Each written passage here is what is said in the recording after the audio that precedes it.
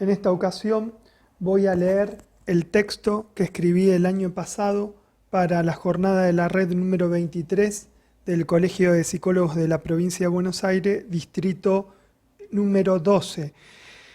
Los padres que entregan sus hijos a Yahvé. Fue publicado este año en un texto que se llama Salud Mental en tiempos de pandemia por la editorial Letra Viva.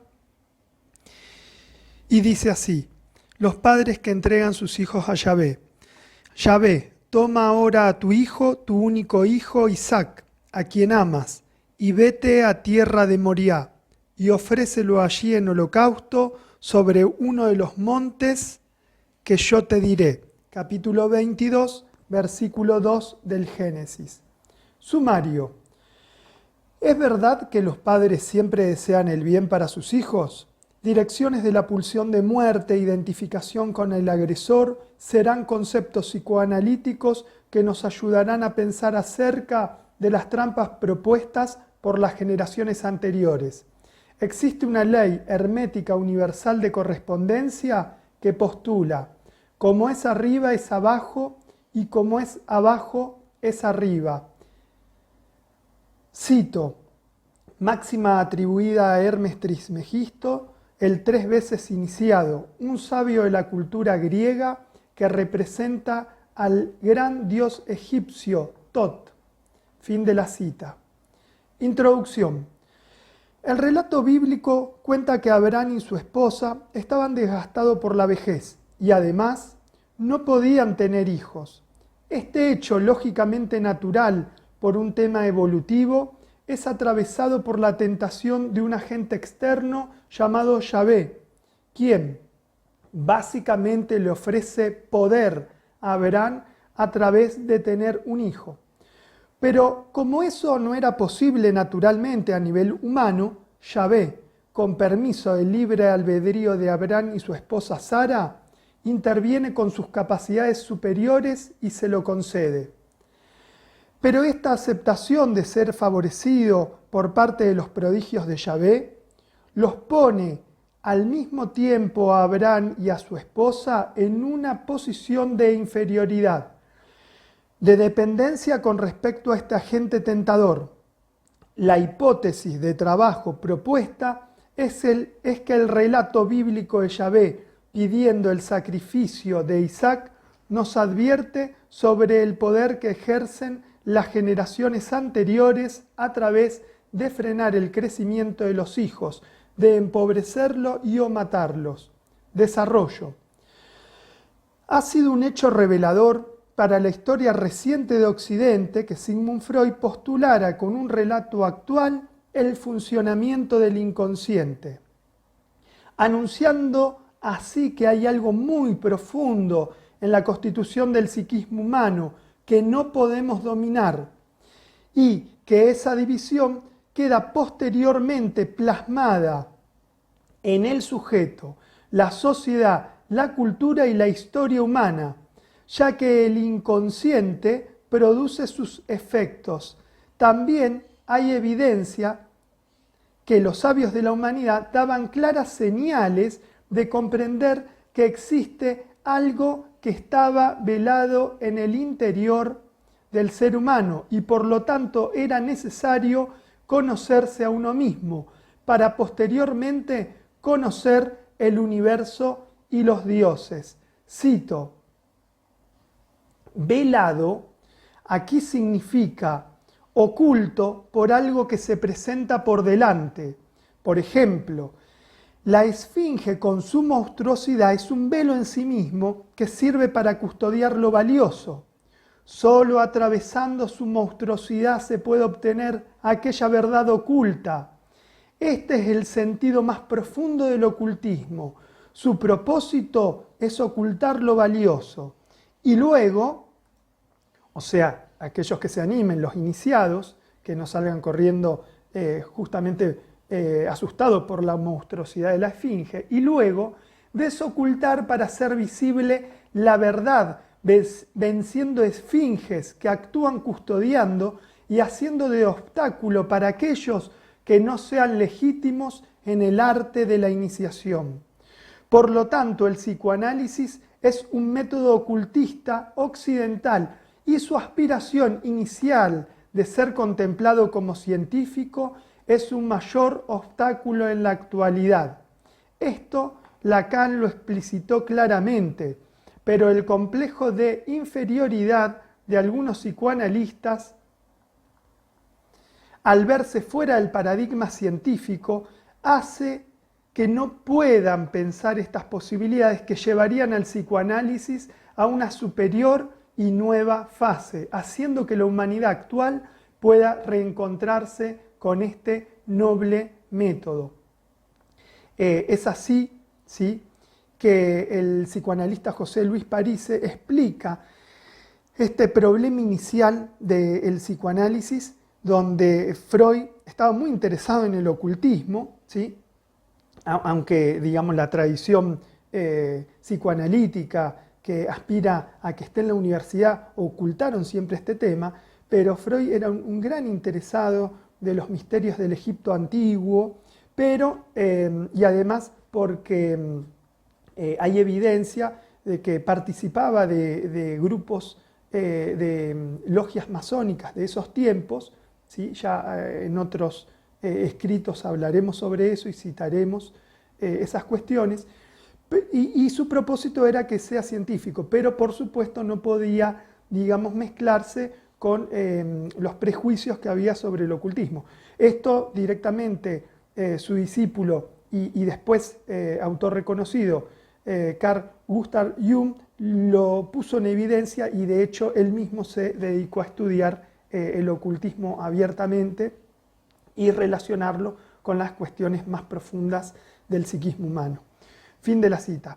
Otro hecho significativo fundamental de la investigación freudiana fue introducir el concepto de pulsión de muerte, ya que podríamos definirla como una tendencia ominosa, oscura, cito, obscuro, o B larga S C U R O, insisto, con esta palabra que tiene la B entre la O y la S, porque es la original que contempla nuestro idioma, y esa B larga hace alusión a algo que está escondido o cubierto por la sombra, como si estuviese al acecho.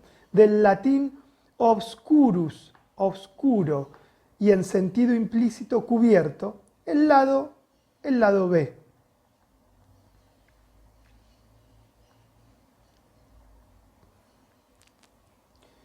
Fin de la cita. Entonces, eso muy oscuro, muy poderoso y que actúa en dos direcciones, según nos lo dice el diccionario de psicoanálisis de Laplanche y Pontalis. Cito, Laplanche y Pontalis son dos psicoanalistas franceses que contribuyeron con la elaboración de un diccionario de psicoanálisis muy famoso entre los estudiantes de psicología. Fin de la cita.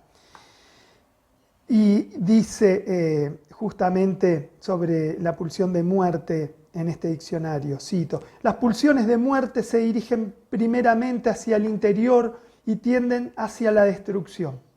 Secundariamente, tienden hacia el exterior, manifestándose entonces en formas de pulsión agresiva o destructiva. La tendencia fundamental de todo ser vivo es el volver al estado inorgánico. Cito, volver al estado inorgánico es un equivalente biológico de volver al útero. Es la endogamia primordial, un nirvana, al igual que Kurt Cobain, que en su suicidio llegó al útero de la muerte, porque en su deseo estaba presente volver al útero de su madre. Pero por un mecanismo expulsivo de transformación en lo contrario, muy presente en su madre, ésta lo rechazaba profundamente por el gran deseo que ella misma también sentía a nivel incestuoso. Mi amigo, el licenciado Santiago Dapiano, señala que el último disco de Nirvana, antes del suicidio de Kurt, se tituló In Útero. Fin de la cita. Siguiendo este camino queda claro que lo que no esté resuelto adentro se exteriorizará fuera como tragedia. Además, de una manera directa, quiero incluir los 3 registros que aporta Lacan para dejar en evidencia el lugar del oculto, lo ominoso. Y eso se logra pensando el concepto de lo real. La aparente problemática de Abraham y Sara y su interacción con Yahvé está representada por el registro imaginario. Hay espejismos que desvían y confunden cuestiones muy importantes, no conocidas en el interior de estos personajes humanos. Por otro lado, lo oculto en el ofrecimiento de Yahvé, cuando le dice a Abraham que vaya al monte con su hijo y él le dirá, corresponde al registro de lo real, eso que va a irrumpir trágicamente. Y lo simbólico aparece aquí al trabajar nosotros corriendo el velo de lo que está escondido en esta historia tan difundida, no solo en nuestra cultura, sino en otras, con personajes y problemáticas similares, pero con nombres diferentes: Yahvé, Jehová, Zeus, Enlil, Emon-Ra, etc. Pero es necesaria la advertencia para que funcione la acción de quitar el velo al oculto. Deben ser integrados los 3 registros. Eso significa que no podemos anclarnos en ninguna parte del análisis del mito, ya que debe proseguir. Yahvé representa las presiones que ejercen las generaciones anteriores para mantener la descendencia dentro de un límite predecible y manipulable. Por ejemplo, un paciente joven puede decir: mis padres me dijeron que siga estudiando y que no me preocupe por trabajar. Me dijeron que no me case tan joven, disfruta la vida, podría decir otro paciente. O una madre joven podría decir en sesión: estoy muy contenta con llevarle mi bebé a mi mamá, que estaba pasando un momento muy depresivo. Pero de la misma forma en que ya no puede ser dirigida la flecha al objetivo inicial una vez impulsada, de esa manera el ser humano queda estéril cuando la tragedia explicita su figurabilidad. Aquí, para nuestra cultura y nuestro presente, el psicoanálisis es una herramienta muy eficaz para detectar estas fallas en el discurso y en las acciones. Pues al escuchar lo que en la formulación del discurso se anticipa como el final trágico, ahí está la clave para conocerse a sí mismo, tal cual lo postulaban los sabios de la antigüedad. Entonces nos aparecerá la gran pregunta que da la posibilidad de abrir la puerta hacia lo más profundo de uno mismo. ¿Qué tengo que ver yo en lo que me pasa? Es ahí donde toda la fuerza de la pulsión de muerte, a través de mecanismos inconscientes del yo, esto se ve en segunda tópica, se pondrá en marcha para desviar el rumbo hacia un lugar que no implique el compromiso con la verdad del sí mismo. Pero si incluyendo eso y haciéndolo consciente para verlo como un obstáculo posible a superar, se sigue adelante, descubriremos un más allá. Como un surfista cuando está entrando al mar agitado por el viento y la corriente marina, es consciente de la fuerza de la naturaleza y aún así no se detiene, allí arriba en la cresta del oleaje, mirando hacia el horizonte mientras un sonido ensordecedor envuelve todos sus sentidos, aparece la acción para dominar el mar. Y hay un fenómeno que es natural dentro del mar, un silencio particular en ese otro lado de la rompiente, pues por un efecto del viento no se escucha el tronar de las mismas, pero increíblemente se está a pocos metros de donde eso sucede con fuerza. Es el mismo mar, pero parece una dimensión distinta.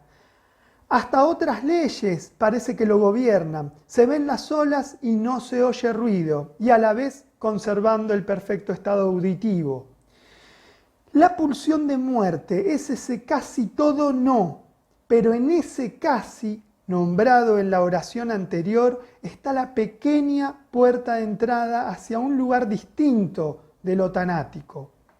Por eso la frase del Cristo bíblico diciendo que es más fácil que un camello entre por el ojo de una aguja, que un rico entre en el reino de los cielos, significa que esa abertura pequeña es ese casi.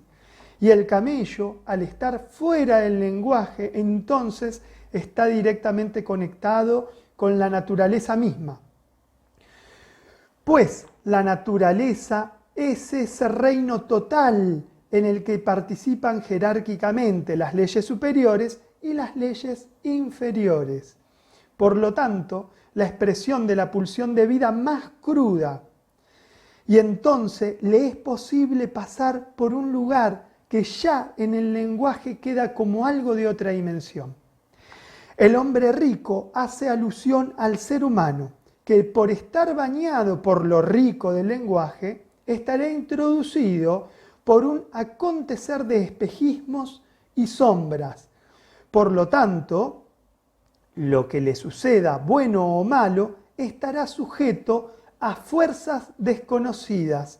Además, las situaciones límites, cito, las situaciones límites son enunciadas por el filósofo Karl Jasper como el tercer estado anímico del filósofo. Asombro y duda, primer y segundo estado anímico respectivamente, fueron enunciadas por Platón y posteriormente situaciones límite por Jasper. Es muy profundo este concepto, ya que establece una regla de juego en la vida humana, algo así como que mientras estamos escalando la montaña hacia la cima, tenemos frío y miedo, situaciones límites, estando la posibilidad de cesar en ese ascenso, o sea, dejar de subir. Y esa posibilidad de cesar es la pulsión de muerte. Cesar es la pulsión de muerte y la más trágica y final es la misma muerte biológica. O Yahvé mismo tentando a Abraham. Ahí se presenta la pulsión de muerte, es decir, Yahvé tentando a Abraham, ofreciéndole espejismos como el poder, pero después teniendo que entregar al hijo. Pero si se supera esa tentación, en este caso Abraham con su poder, entonces lo que sucede es que se sigue escalando, incluyendo el frío y el miedo, incluyendo las situaciones límites en esta realidad densa física, pero lo dicho inicialmente no cesa. Es decir, se dice que se va a subir y se sube. Se sigue caminando, viviendo, conociendo, y eso es la pulsión de vida.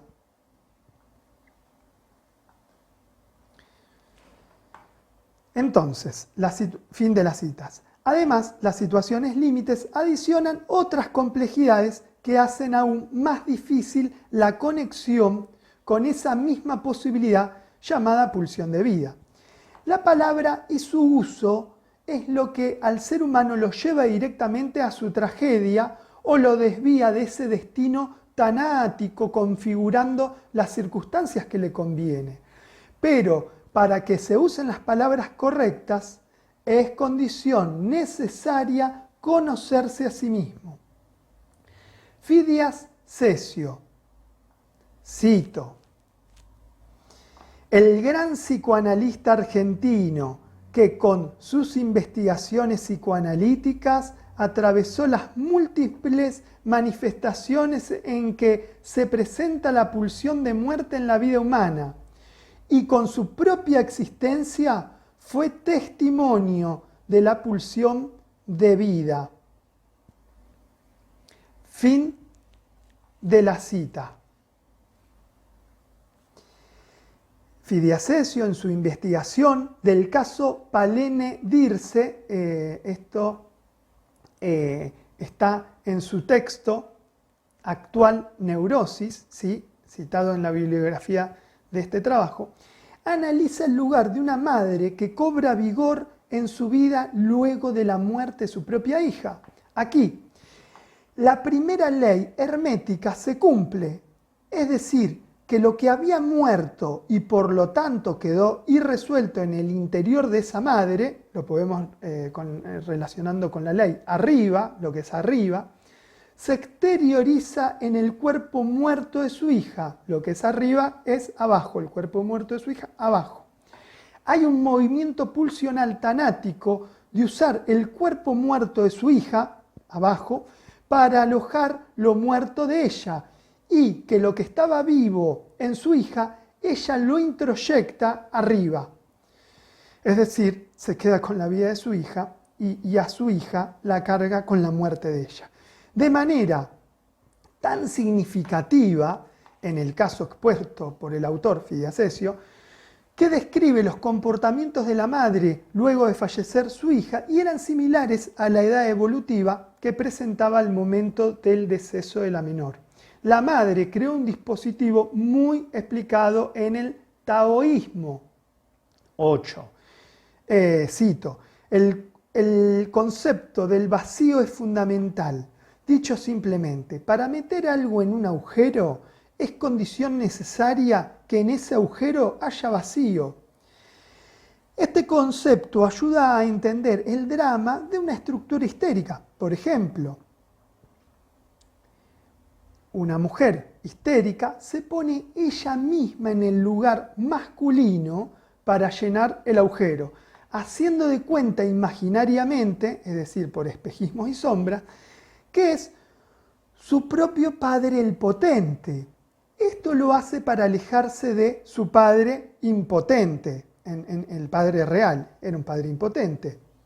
Por ejemplo, en no haberla defendido en un hecho de vulnerabilidad en su propia infancia.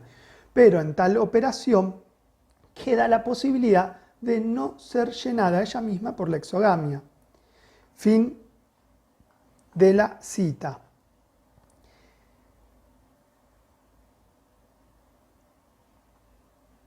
Entonces,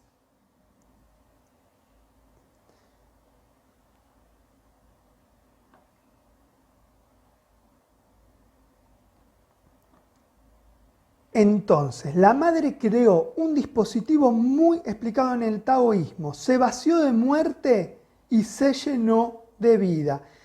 Y a su hija la vació de vida y la llenó de muerte, configurando una tragedia. Y la pulsión de muerte gobernó la escena de esa relación entre madre e hija. Abraham y Sara representan el casi todo de la humanidad que al no conocerse a sí mismos quedan estériles ante Yahvé. Y por lo tanto lo bueno o malo que les pase en sus vidas estará determinado por el gran otro, ¿sí? Esas figuras externas, idolatradas, inclusive la cultura, ¿sí? Que decide sobre ellos y a pesar de ellos. Es decir, ese es el problema cuando no nos conocemos a nosotros mismos. Quedamos a merced de ese gran otro, ¿sí? Que es un externo que además no existe, pero que en el espejismo parece que sí.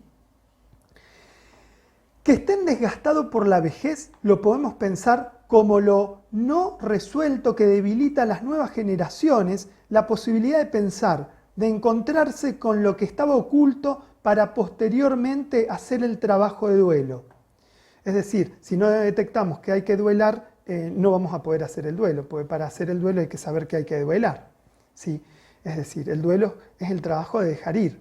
Es decir, es el trabajo de hacer vacío para que entren otras cosas que sean necesarias para ese momento y seguir viviendo.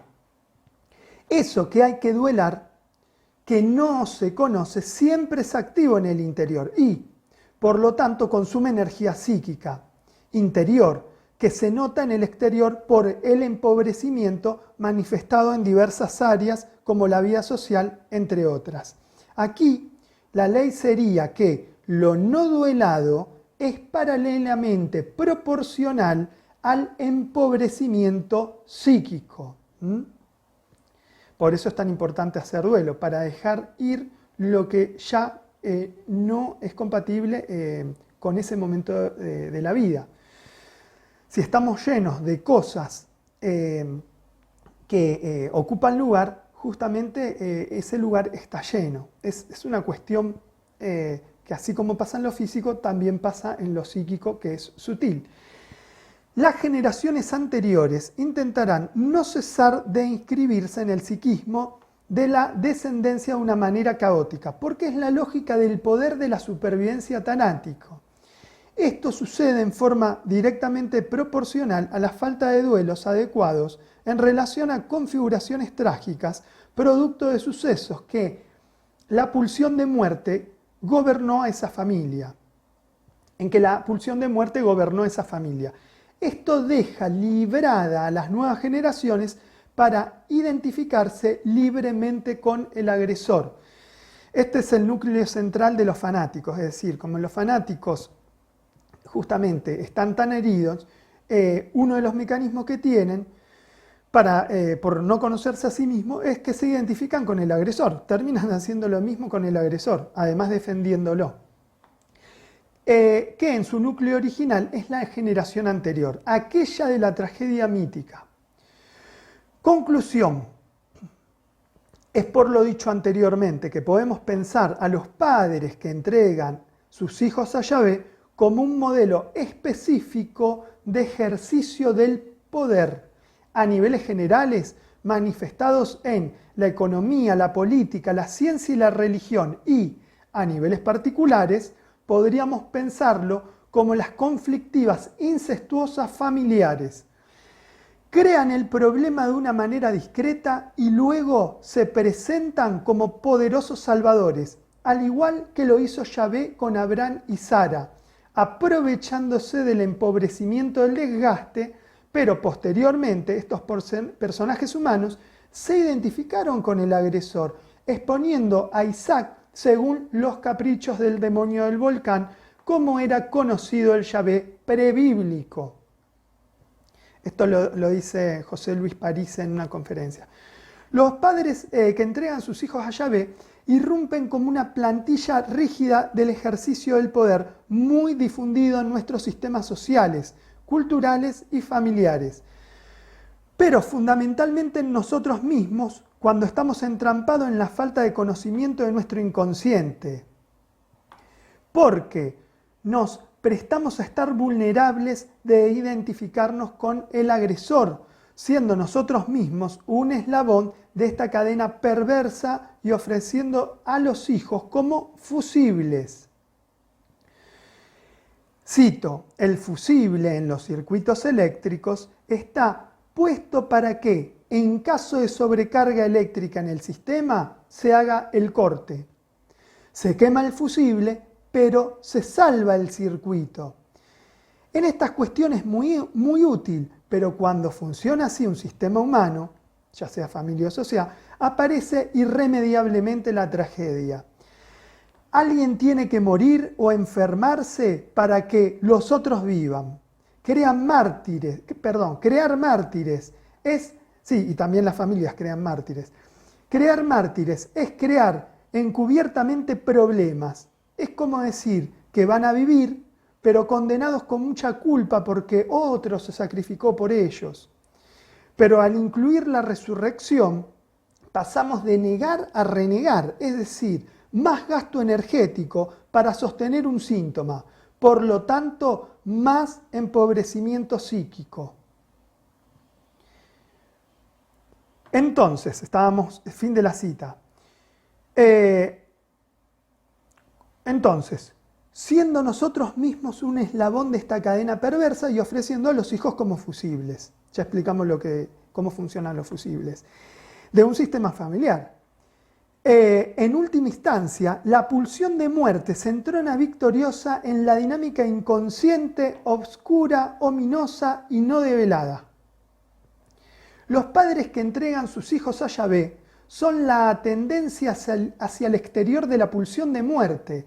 Destruyen hacia afuera para evitar ver lo destruido en lo interno de ellos mismos. Los psicoanalistas, por nuestro rol, intervenimos clínicamente en estas problemáticas. Fidia Cesio lo pone en claro en el caso Palene y Dirce. ¿Sí? Palene, la madre, Dirce, la hija. Finalmente, podemos citar al psicoanalista José Luis Parise, cito, psicoanalista argentino, se especializa en el psicoanálisis lacaniano y la investigación de mitos universales. Sus aportes más significativos se pueden testimoniar en el ámbito del estudio y práctica del ocultismo. Su gran aporte es la integración para la puesta en práctica de mapas iniciáticos antiguos con el modelo y moderno diagrama de Peirce, llegando antes a conclusiones reveladoras que recién ahora esboza la física cuántica y demostrando que los grandes iniciados de la humanidad habían llegado a conocer el universo y los dioses, prescindiendo de los paradigmas actuales, pero usando un método que contempla los diversos sistemas de leyes universales presentes y eternos. Fin de la cita. Finalmente podemos citar al psicoanalista José Luis Parise, que enunciando una verdad amortiguada por un chiste, pero postulando una gran revelación, dice que los 4 jinetes del Apocalipsis son la economía, la política, la ciencia y la religión. Todos prometen ser salvadores, pero sus aportes en nada mejoran la realidad cotidiana y la calidad de vida del ser humano. Más aún, la empeoran para aquellos que se posicionan como hijos dependientes de estos paradigmas que se ofrecen como un gran otro salvador. Integrando lo que hemos analizado en este trabajo, diremos que ellos se queden con la jura de la gloria y la muerte, mientras nosotros ponemos en práctica lo dicho por la tanguera argentina Eladia Blasquez y nos quedamos con la vida para honrarla. Cito: juremos con gloria morir del himno nacional argentino debe ser necesariamente reemplazado por juremos con gloria vivir. Jurar, del latín jurare, significa ley. Gloria, del latín gloria, significa honor, que viene de onos y significa respeto. Por lo tanto, ley, respeto y vida. Fin de la cita. Voy a presentar la bibliografía aquí y tiene que ver con la transmisión de la vida psíquica entre las generaciones, ¿sí? De Kay, Feinberg, Baranes, Jacques Lacan, escritos 2, el diccionario de psicoanálisis de Laplanche y Pontalis, los textos, El otro camino, Casualizar los 11 pasos de la magia, La historia oculta de Cristo y los 11 pasos de su iniciación, La historia oculta de Lucifer, todos textos de José Luis Parise, psicoanalista argentino. Otro texto, El psiquismo ante las pruebas de las generaciones, Clínicas del fantasma, de Cicerón, Torok, Rand, Nachin, entre otros. Y el texto El universo, los dioses, los hombres, un relato de los mitos griegos de Jean-Pierre Bernard. Y el texto, obviamente, de Fidias Cesio, ¿sí? Actual neurosis.